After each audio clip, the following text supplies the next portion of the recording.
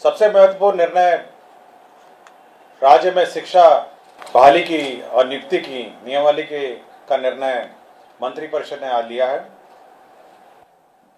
इस नियमावली का नाम होगा बिहार राज्य विद्यालय अध्यापक नियुक्ति स्थानांतरण अनुशासनिक कार्रवाई एवं सेवा शर्त नियमावली 2023। इस नियमावली के तहत अब जो भी नियुक्तियां राज्य सरकार शिक्षकों की करेगी वह अब राज्य कर्मी होंगे, राज्य सरकार के कर्मी होंगे। यह एक महत्वपूर्ण निर्णय है। इससे पूर्व आपको जानकारी होगी कि राज्य सरकार राज्य में पंचायत शिक्षक, पंचायत समिति शिक्षक और जिला परिषद के शिक्षक और नगर निकाय के स्थानीय निकायों के शिक्षक रहा करते थे। अब जो भी नई नियुक्ति होगी अब वो राज्य सरकार नियुक्त करेगी। राज्य सरकार नियुक्ति के लिए एक अलग परीक्षा आयोग के माध्यम से लेगी। तो एक आयोग जो राज्य सरकार निर्धारित करेगी, हो सकता है बीपीएससी, हो सकता है कोई भी आयोग जो है जो निर्धारित करेगी, उसके माध्यम से राज्य सरकार परीक्षा लेगी और परीक्षा के माध्यम से ही अब नियुक्तियां होंगी। इस नियुक्ति में भाग लेने के लिए जो अर्हता होगी वह मैं पढ़ देता हूं। इसकी नियुक्ति की जो अनिवार्य अर्हता है, भारत के नागरिक हों और बिहार राज्य के स्थायी निवासी होना चाहिए, ये पहली अर्हता होगी। विद्यालय अध्यापक के पद पर नियुक्ति हेतु राष्ट्रीय अध्यापक शिक्षा परिषद द्वारा समय समय पर निर्धारित शैक्षणिक एवं प्रशासनिक योग्यता धारित करते हों एवं विशेष विद्यालय अध्यापक के लिए अर्हता भारतीय पुनर्वास परिषद के अनुरूप अनिवार्य होगा। तो ये महत्वपूर्ण एक अनिवार्यता है।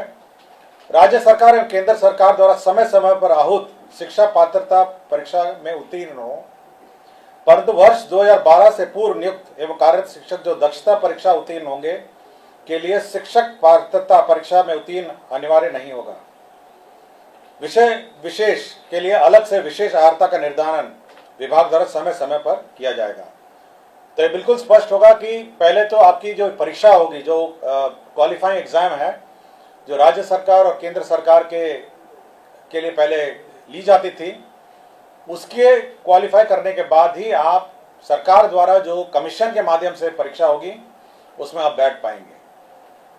तो पहला एक एग्जाम जो सभी ने लिखा है, चाहे वो टीईटी हो और अन्य जो शिक्षा परीक्षाएं हैं, उसको क्वालिफाई करने के बाद आप राज्य सरकार के कमीशन द्वारा जो सरकार जो कमीशन निर्धारित करेगी उसके माध्यम से जो परीक्षा ली जाएगी तो बहाली उसके माध्यम से होगी। इसमें न्यूनतम आयु निर्धारित है 21 साल और अधिकतम आयु सरकार द्वारा निर्धारित की जाएगी। जो सरकारी नौकरी में अधिकतम आयु है वह होगी, लेकिन जो 10 साल की नियुक्ति वर्ष का जो छूट होगा, इस नियमावली के प्रवृत्त होने के पश्चात नियुक्ति के प्रथम संव्यवहार में अधिकतम आयु सीमा में 10 वर्ष की छूट दे होगी। तो इसमें नियमावली में 10 वर्ष का छूट का भी प्रावधान है जो लोग पूर्व में नियुक्त होंगे। इसमें यह खासियत यह है कि इस परीक्षा में जो अभी वर्तमान में जिसको आप कहते हैं 7वें चरण या अन्य चरण जो हैं, वो लोग भी बैठेंगे, परीक्षा लिखेंगे। और साथ ही साथ जो अभी तक जो शिक्षक नियुक्ति जो गैर सरकारी शिक्षक हैं, जो सरकार के जो नगर निकाय और पंचायत स्तरीय और स्थानीय निकाय के शिक्षक हैं, वह भी इसमें बैठ पाएंगे। तो सभी प्रकार के शिक्षक जो हैं, जो अर्हता रखते हैं, वह बैठ पाएंगे। और इस नियमावली के माध्यम से अगर अर्हता रखते होंगे तो कमीशन द्वारा जो परीक्षा ली जाएगी उसमें बैठेंगे। सभी जो कैंडिडेट्स हैं जो इस परीक्षा में लिखेंगे उनको 3 मौका दिया जाएगा। तो 3 बार लिख सकेंगे और 3 मौके के बाद वह नहीं लिख सकेंगे। जहाँ तक रिजर्वेशन की बात है, सारा राज्य सरकार द्वारा निर्धारित आरक्षण रोस्टर का पालन किया जाएगा। और लेकिन साथ ही साथ जो आरक्षण है प्राथमिक एवं मध्य विद्यालय के मूल कोटि एवं स्नातक कोटि के विद्यालय प्रधानाध्यापक के पद पर प्रत्येक विषय में न्यूनतम 50% महिला अभ्यर्थियों की नियुक्ति की जाएगी। जो वर्तमान में शिक्षा में जो आरक्षण लागू है वह यथावत रहेगा, किंतु अन्य जो महिलाओं को छोड़ के अन्य जो राज्य सरकार का जो आरक्षण का नियम है वह लागू होगा।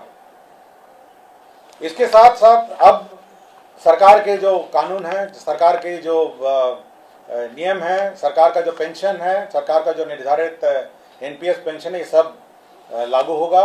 सरकार के जो आचरण है वो लागू होगा। यह नीति अब जिला संवर्ग के रूप में होगी, जिसमें जिला के अंदर स्थानांतरण का प्रावधान है और अंतर जिला का भी स्थानांतरण का विशेष परिस्थिति में प्रावधान है। संपुष्टि, सेवा संपुष्टि भी उसी अनुसार है, शिकायत अपील भी उसी अनुसार है। और कैबिनेट ने यह निर्णय लिया है कि अब अन्य किसी प्रकार से शिक्षा की नियुक्ति नहीं की जाएगी, शिक्षा की नियुक्ति नहीं की जाएगी। केवल जो सरकार द्वारा निर्धारित कमीशन है उसके माध्यम से परीक्षा होगी और उसी माध्यम से अब शिक्षा नियुक्ति होगी। यह बिल्कुल कैबिनेट ने स्पष्ट निर्णय ले लिया गया है।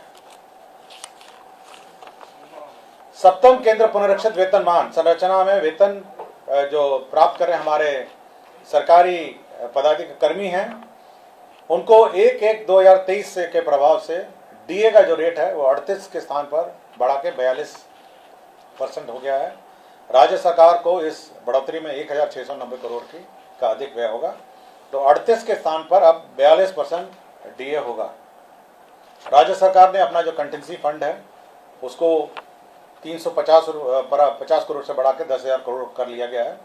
आपको जानकारी होगी, समय समय पे हम लोग कंटिजेंसी फंड से निकासी करते हैं, तो अब ये लिमिट 10,000 करोड़ का होगा, जिसमें आधा प्रतिशत जो 50% होता है वो आपदा के लिए सुरक्षित रखा जाता है। पटना जिला अंतर्गत जो वाल्मीकि का परिसर है उसमें 6.5 एकड़ जो जमीन है वह वर्तमान में भारतीय कृषि अनुसंधान परिषद को आवंटित है। अब वो जो जमीन है वो बिपाड़ के एक्सपेंशन के लिए स्थानांतरित कर दी गई है और यह निर्णय लिया गया है। और बिहार पुलिस में ईआरएसएस का जो सिस्टम लागू है उसमें जो अंडरग्राउंड केबल नेटवर्क है उसमें जो शुल्क, राइट ऑफ वे शुल्क दिया जाता है ईआरएसएस पुलिस मुख्यालय और अन्य स्थान के लिए, ईआरएसएस के योजना के लिए, तो यह शुल्क, राइट ऑफ वे का शुल्क माफ हो गया है। और एक पद सृजन का है जिसमें राज्य योजना मद में ग्रामीण विकास विभाग के अंतर्गत जवाहर ग्राम स्वरोजगार योजना के अंतर्गत सृजित जो 102 पद थे उसमें 53 पद अब स्थापना में प्रतिबद्ध परमानेंट पद हो जाएंगे और 39 पद है उसको सर्वे कर दिया गया।